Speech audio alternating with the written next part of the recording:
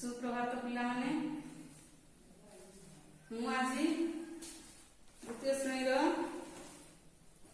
विज्ञान उद्भिदर विभिन्न अंश विषय पढ़ाई।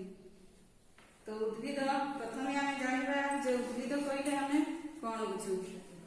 उद्भिद हूँ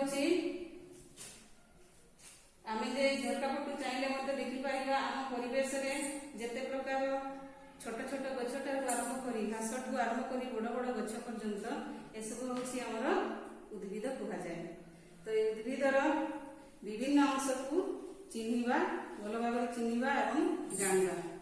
तो उद्भिदर विभिन्न अंश यहाँ चार्ट करके आनी चार्ट ये भल भाव देख ये तुम जापर जे फूल कौड़ा पत्र एवं फल कांड मूल बा चेर अच्छी फूल तापर पत्र एवं फल कांड मूल बा चेर यहाँ को चेर कहुए।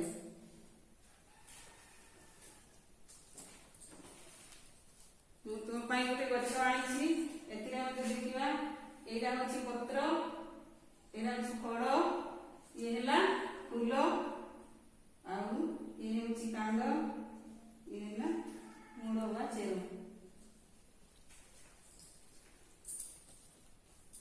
उद्भिदर ये मूल ठार कांडर तल अंश मूल एपटे माटी तले थाए एपटे उपर अंशटी बाहर थाए। ताले कौ अंश गुड़िक माटी तले रोची एवं कौ अंश गुड़िक ऊपर रोची से तुम देखिए जापर।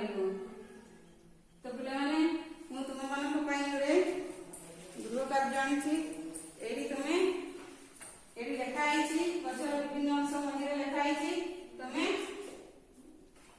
एपटे लिख माटी तले जिनस उद्भिदर माटी तले केगुड़िक रही वर्ड लिख उद्भिद माटी कौगुड़िक रही